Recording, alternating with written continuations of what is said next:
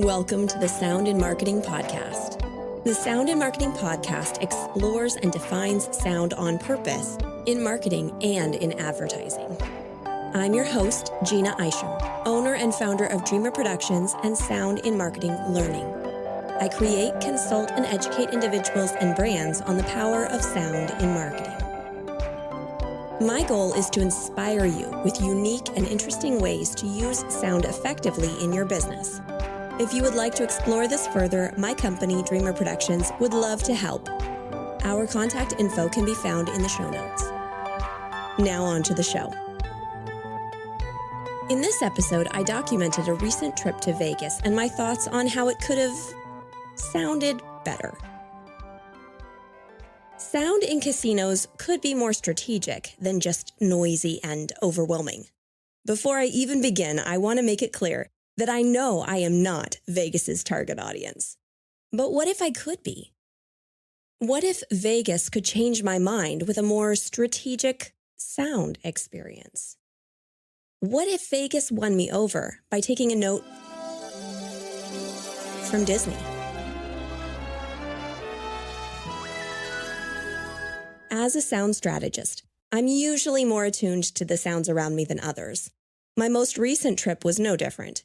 In March 2024, I was attending a conference in Vegas, and the noise was deafening. From the moment I stepped off the plane, the sound of Vegas hit me like a hurricane.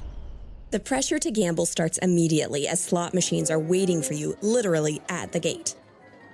Although I'm not a gambler, an immediate exclamation of Vegas made sense to me as gambling is one of its biggest draws.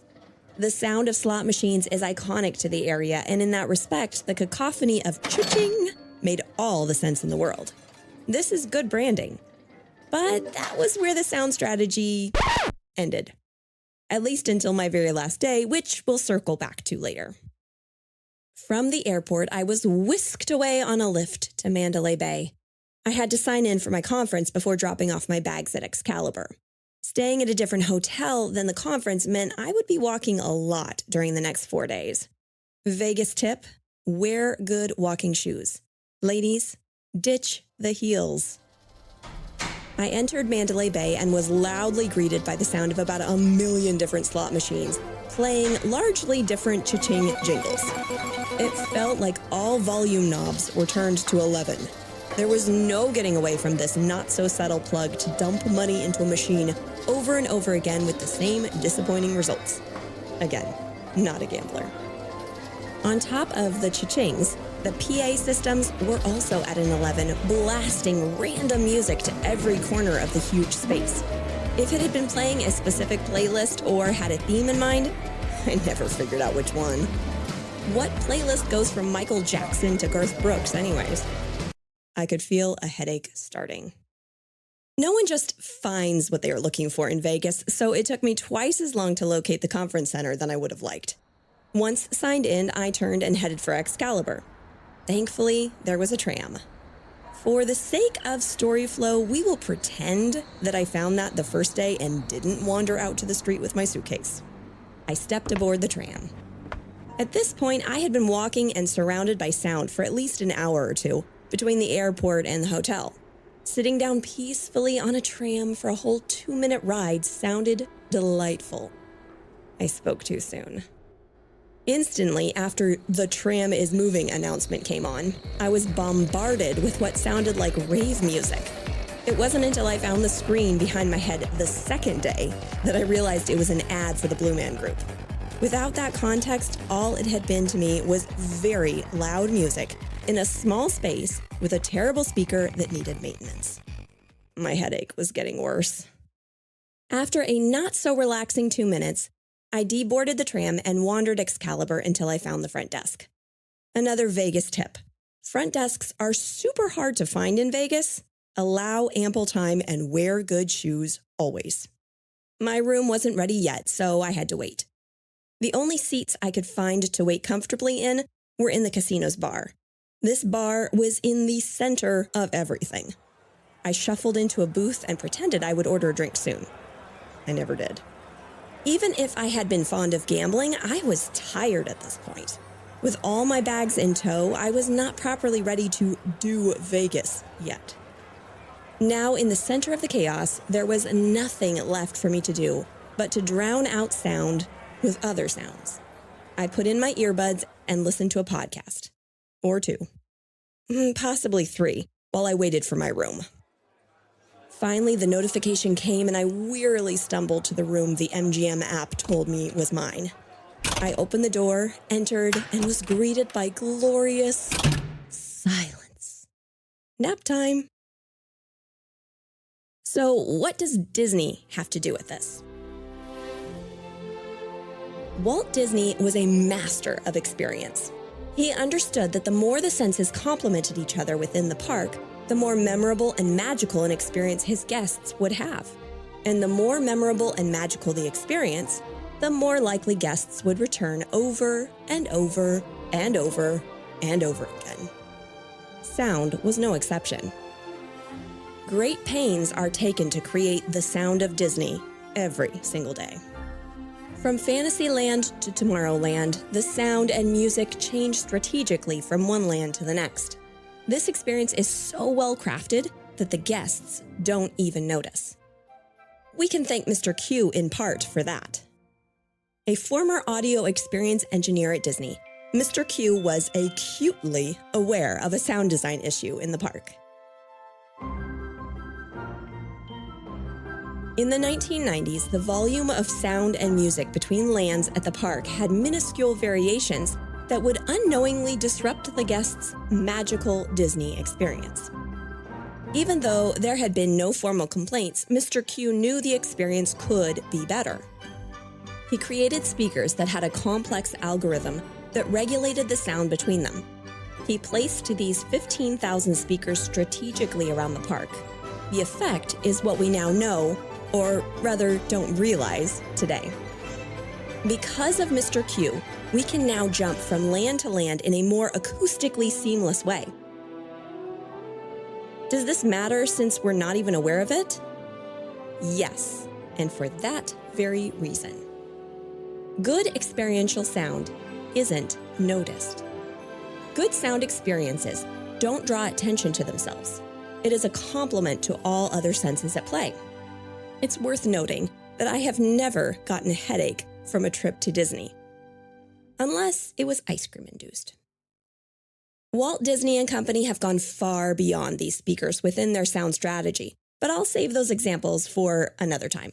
The point is, Disney treats its sound experience with the same level of importance as its visual, textural, olfactory, gustatorial experiences. Now back to Vegas. What if Vegas used Disney's principles of sound to invite rather than disorient their customers? What if Vegas separated and partitioned its casino sounds? What if they created different sections and subsections of these massive halls with sound walls to create a more cohesive experience? For example, walkways could play filler music like Michael Jackson and Garth Brooks, while the slot machine cha-chings enticed people at a muted level from a distance. The music in the walkways could then slowly transition from said filler music to music more appropriate to where the walkway led. If you are walking towards a craps table in the New York hotel and you start to hear Frank Sinatra singing Luck Be a Lady, musical theater kid here, would your anticipation to play a game of craps actually grow? What would happen if you were greeted at the Paris casino with some can-can music or maybe some Caravan Palace? If you haven't heard of Caravan Palace, check them out. I'll link it in the show notes.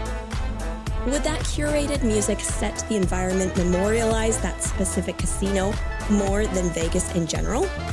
Would this help its bottom line to know guests favored that hotel over others? As you approach the gondolas in the Venetian, what if you hear some instrumental traditional Italian music? However, as you get closer, the music starts to transition. The faint sound of gets louder and louder as you near the canal, prompting you to take a gondola ride. What if Vegas put more thought into the sound experience? Would it matter? Would we notice and be more inclined to participate in what it's whispering rather than yelling for us to do? Could sound strategy make Vegas's self-expression more pronounced and appreciated? My sound journey was bookended absolutely perfectly. The most memorable Vegas sound of my visit came at the very end. As I lined up to board my plane home, I couldn't help but snicker at the last song I was hearing in Vegas over the airport's sound system. Sheryl Crow's Leaving Las Vegas ushered me back to reality and clearly ended my 4-day sound journey in Nevada. Will Vegas ever discover a sound strategy like what I've described? I really don't know. I may be one of the very few who even notice or care right now, but I do believe it would be noticeable to all if implemented. An improvement like this could subconsciously encourage loitering and longer patronage. The employees would be happier with curated sound over constant noise. With the massive amounts of money Vegas already spends on itself, why not splurge on sound strategy over its constant facelifts? Dear Vegas, that was fun. But just as at the end of my trips to Disneyland, I bid you adieu. I'll hear and see you again soon. Thank you to Artlist for providing some amazing sound effects and musical tracks for me to play with. Your selection never disappoints.